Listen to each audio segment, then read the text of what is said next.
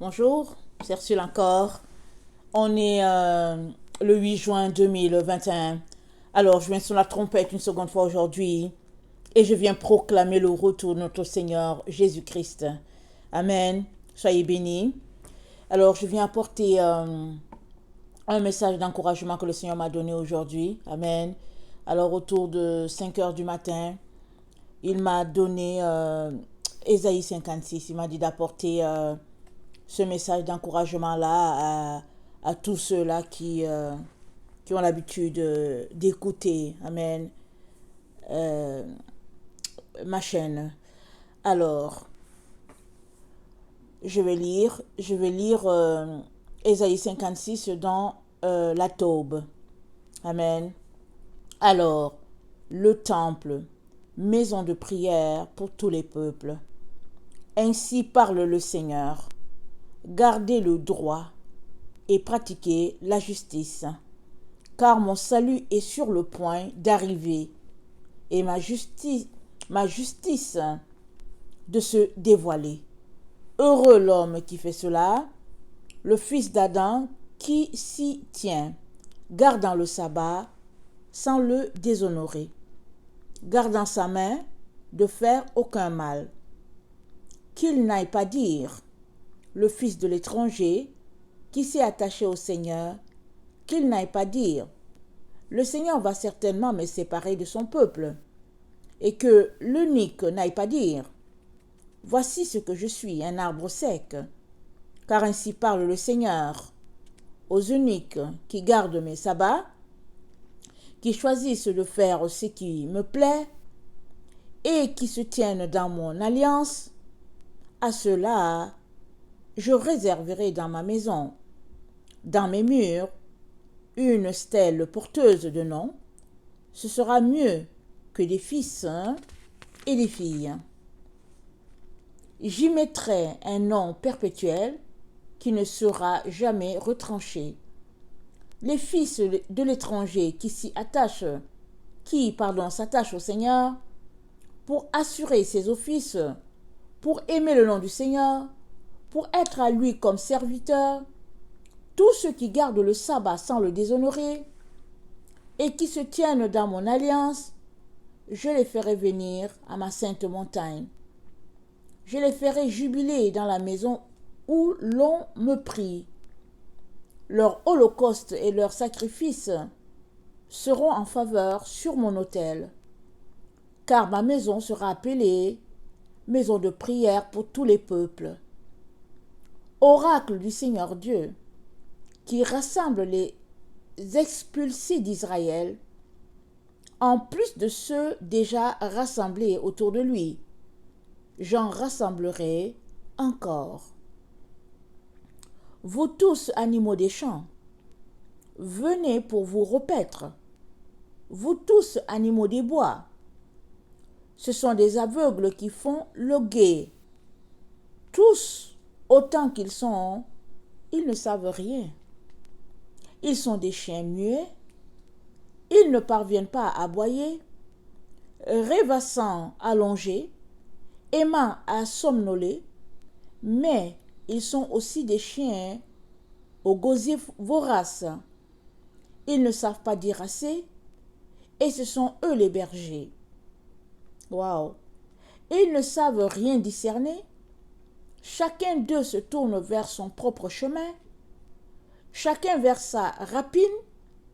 Jusqu'au bout, venez, je prendrai du vin, nous lamperons le nectar, et demain sera comme aujourd'hui.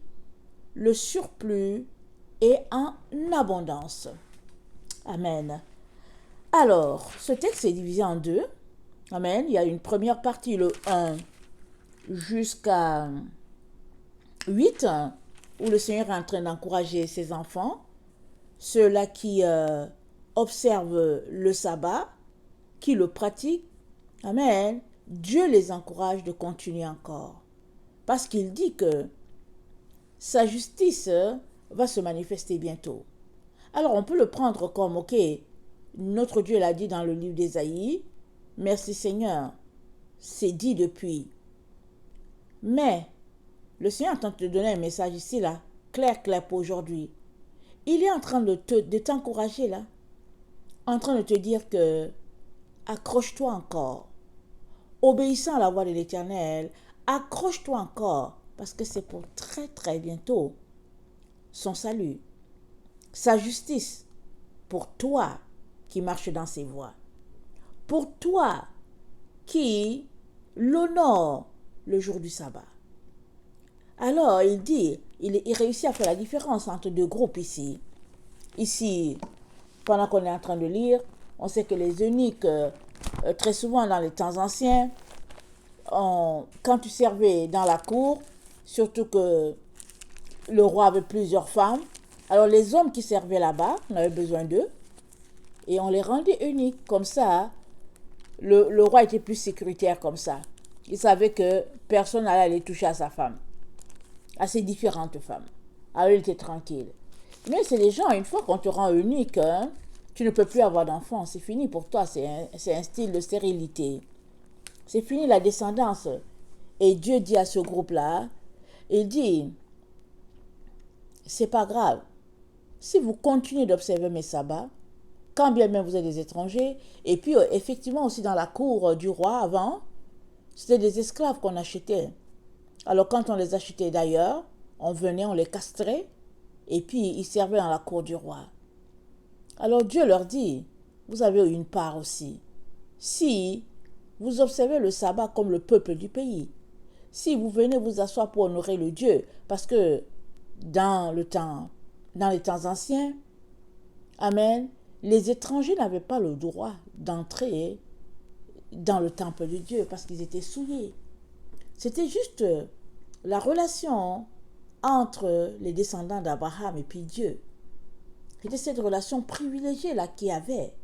Alors, il y avait beaucoup d'étrangers, beaucoup d'eunuques dans le pays d'Israël, mais qui servaient dans la cour du roi David, dans la cour du roi Salomon et puis les autres rois. Amen. Et Dieu leur donne une parole en train de leur dire, écoutez, vous n'avez rien perdu au fait. Si vous continuez d'observer mes sabbats là, voilà, vous allez même oublier le fait que vous avez été castrés un jour. Vous serez pour moi hein, comme des fils et des filles. Et il dit, car parle ainsi par l'Éternel aux eunuques qui garderont mes sabbats, qui choisiront ce qui m'est agréable et qui persévéreront dans mon alliance. Il suffit de persévérer, d'endurer dans ce que Dieu a dit. Il dit, ceux-là, en tout cas, il va les traiter comme des fils et des filles. Alors il demande à l'étranger qui est en Israël de ne pas dire qu'il est un étranger, parce qu'il y avait une distinction entre l'étranger. Alors, si on regarde bien la Bible, dans l'Ancien Testament, on va voir que Dieu mentionne 3 groupes de personnes. La veuve, l'orphelin, l'étranger, parce que c'est des personnes qui souffrent beaucoup quand ils sont hors de chez eux. Ils n'ont pas d'oncle, ils n'ont pas de tante, ils n'ont personne autour où ils peuvent se tourner. Ils sont souvent dans la galère et la misère. Et Dieu leur dit qu'il est leur protection. Et c'est comme ça qu'il nous dit aussi aujourd'hui, en nous disant qu'il est là pour nous et que nul ne nous ravira de sa main. Et il nous encourage à continuer sur la voie qu'on a choisie, c'est-à-dire l'observance du sabbat, le vrai, c'est-à-dire le retour au commandement de Dieu. Amen. Et il nous encourage. Alors, il dit, le verset 5, à ceux-là je réserverai dans ma maison, dans mes murs, une stèle porteuse de nom. Ce sera mieux que des fils et des filles. Il dit, ce sera mieux. Ça veut dire que, en tout cas, il y a une place d'honneur pour ce groupe de personnes-là qui ont tant souffert pour la gloire de l'Éternel. Alors, il dit aussi que les gens qui observent son sabbat qu'il honore, il les fera venir sur sa montagne sainte. Et dans la présence de Dieu, ils vont jubiler. Amen. Et il dit, je les amènerai sur ma montagne sainte, je les réjouirai dans ma maison de prière. leurs holocaustes et sacrifices seront agréables sur mon autel. Donc, le Seigneur est celui-là donc qui rassemble tous les exilés. C'est écrit les exilés d'Israël, mais là c'est écrit, ça veut dire tous les exilés, tous ceux-là qui ont choisi le Dieu d'Israël. Amen. Dans le temps dans lequel nous savons, nous ne pouvons plus nous limiter tout simplement à faire des observances sur le Nouveau Testament. Et même dans le Nouveau Testament, Jésus-Christ a dit, celui qui a mes commandements et qui les garde, c'est celui qui m'aime.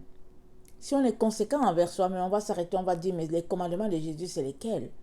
Parce qu'il nous semble que Moïse a apporté les commandements de la part de l'Éternel. Mais Jésus, on ne sait pas où sont ses commandements. Mais Jésus, les commandements qu'il a dit, c'est encore les commandements de Moïse. Il les a juste regroupés en deux.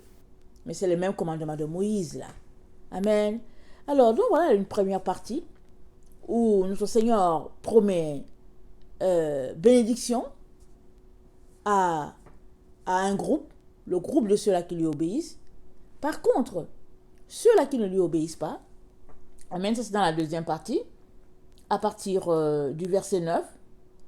Alors, il appelle les animaux des champs, et il appelle les animaux des bois, et il qualifie tous les rebelles de chiens, muets. Amen. Nous savons tous que le chien ne parle pas. Mais quand Dieu parle de chiens muets, il est en train de parler de personnes, d'êtres humains, qui sont impurs, qui n'ont pas de relation avec Dieu, qui sont souillés, qui ne sont même pas capables d'ouvrir la bouche pour parler. Alors, il leur dit, ce sont des chiens qui sont muets. Ils ne parviennent pas à aboyer. Et ils rêvassent. Ils sont dans la somnolence et ils rêvent d'un beau temps, ou bien ils rêvent de bâtir des châteaux en Espagne, et ils rêvent que le jour qu'il fera beau, que quand toutes ces conditions-là vont finir, et ils rêvent, et puis ils sont là, ils se baladent, ils rêvent à un meilleur monde, à l'Eldorado, ils se disent, voilà, mais leur Eldorado, c'est sur la terre, ils rêvassent. Alors notre Dieu parle de ce groupe-là. Amen. Il dit, dans ce groupe-là, il y a ceux qui rêvassent, qui somnolent, mais il y a aussi ceux-là qui ont le ventre bien bedonnant, là, et c'est là, et puis bon, pourquoi? Parce qu'ils se passent leur temps à manger, parce qu'ils ne savent pas dire assez. Ça veut dire que il y a la gourmandise, la gloutonnerie, c'est-à-dire, c'est des gens qui ont un appétit exagéré, amen, alors les gens qui aiment bien le plaisir du ventre, si on peut le dire ainsi, et demain encore ils boivent aujourd'hui, ils prennent du vin, et demain encore ils prennent, et puis bon, demain ça sera comme aujourd'hui. Et ils sont dans la fête, et ils ne réalisent même pas le temps dans lequel on est. Et Dieu aussi fait une remarque à ce groupe-là. Il dit, mais il y a un jugement qui arrive. Parce que si c'est ainsi que tu vis, il dit qu'il y a un jugement qui arrive. Et cette partie, ce texte d'Ésaïe 56 me fait beaucoup penser à ce que Dieu nous a dit dans Jude. Il y a beaucoup de passages comme ça, où Dieu fait la comparaison entre les bons et les mauvais. Il dit ce qui va arriver aux bons et il dit ce qui va arriver aux mauvais. On peut aussi regarder Deutéronome 28. Il a dit à Israël, si tu obéis à ma loi, voilà ce qui va t'arriver. Si tu n'obéis pas aussi, voilà les conséquences qui adviendront. Alors, toi et moi sommes avertis. Amen. Et nous avons besoin d'exercer une force, amen, contraire, amen. Alors, contraire à tout ce qui se passe là dans la société. Déjà, une force, ça veut dire, quand on dit force, c'est déjà quelque chose de qui s'oppose déjà, parce que c'est là qu'il y a la force, amen. Alors, on a besoin d'aller dans le sens contraire, voilà, d'aller dans le sens contraire de ce que nous offre la société, pour pouvoir être des vainqueurs. Alors, lisons Jude, pour renforcer un peu, c'est pas tout Jude, mais Jude, il y a juste un seul chapitre, alors on n'a pas mentionné le chapitre. Jude 20 nous dit, pour vous, bien-aimés, vous édifiant vous-même sur votre très sainte foi et priant par le Saint-Esprit, maintenez-vous dans l'amour de Dieu. On est appelé à se maintenir. Maintenez-vous dans l'amour de Dieu. en attendant la miséricorde de notre Seigneur Jésus-Christ pour la vie éternelle. On doit se maintenir. On doit tout faire pour rester dans l'amour, dans la miséricorde de Dieu. Et il dit, reprenez les uns, ceux qui contestent, sauvez-en d'autres en les arrachant du feu, et pour d'autres encore, ayez une pitié mêlée de crainte, haïssant jusqu'à la tunique souillée par la chair. Or, à celui qui peut vous préserver de toute chute et vous faire paraître devant sa gloire irrépréhensible et dans l'allégresse, à Dieu seul, notre Sauveur, par Jésus-Christ notre Seigneur, soit gloire, majesté, force et puissance, dès avant tous les temps, et maintenant, et dans tous les siècles. Amen. Donc, Jude, Amen, nous encourage à rester dans l'amour, à abonder dans l'amour de notre Seigneur Jésus, à nous reprendre les uns les autres, Amen, dans l'amour, afin que le plus grand nombre puisse être sauvé, et d'haïr tout ce qui est mal, tout ce qui est souillure, tout ce qui est rattaché à une débauche humaine quelconque, on doit tourner le dos à cela. Amen. Et notre Dieu qui est capable de nous préserver de toute chute et de nous faire paraître devant lui, Amen, de manière irrépréhensible, Amen, nous aidera à arriver à ce stade-là. Amen. À cette étape-là, il nous aidera. Alors, si donc nous sommes de ceux-là qui pratiquons ce qui est dit déjà dans Ésaïe 56, alors nous avons la parole d'encouragement du Seigneur en ce jour. Par contre, si nous ne le faisons pas forcément, si nous ne pratiquons pas une certaine révérence à Dieu, un certain respect, alors nous avons encore le temps. Jésus n'est pas venu. Aujourd'hui peut être un jour de repentance pour toi. Parce que se repentir, c'est reconnecter avec le Père, parce que le péché se dresse toujours entre Dieu et nous. Alors quand on pratique la repentance, on vient, on dit, Père, j'ai péché, j'ai fait ce qui n'est pas bien, et aide-moi à repartir sur des nouvelles bases. Alors si on fait ça, Amen, alors on est restauré encore dans la maison de Dieu, et on reprend notre course, non pas pour faire des séries de tomber, se lever, tomber, se lever, tomber, se lever volontairement, mais on se relève avec cette volonté-là, ce désir-là, vraiment d'avancer dans ce que Dieu nous demande. Parce que je vais vous dire, il n'y a rien de facile. Rien n'est donné. Si tu te retrouves dans une situation où ça appelle la facilité, remets en question. Remets en question les pratiques de cet endroit. Parce que notre Dieu, en tout cas le Seigneur Jésus-Christ, celui-là que nous avons là, Jésus-Christ de Nazareth là, ce n'est pas un Jésus-Christ, c'est pas celui-là qui nous est dépeint aujourd'hui dans une culture occidentale. Non, non, non. On n'a pas le vrai Jésus. Si le Jésus qu'on a, c'est celui cloîtré dans les églises, un Jésus vraiment bonasse, un Jésus vraiment, en tout cas, qui est tendre. Non, non, c'est pas ça. Parce que Jésus-Christ, Amen, autant il nous aime, autant il est saint, autant il est droit, parce qu'il est le reflet du Père. Il est exactement comme son Père. Alors nous devons comprendre que on ne peut pas s'amuser avec certaines choses. Si on a décidé de suivre Jésus-Christ, allons-y jusqu'à fond. En faisant quoi? En mettant en pratique ce qu'il nous demande. Comme ça, quand il viendra, on ne rougira pas. On n'aura pas honte. Amen. Alors, que le Seigneur bénisse sa parole. Je vous aime beaucoup et Dieu davantage. Maranatha, Jésus revient. Amen et Amen.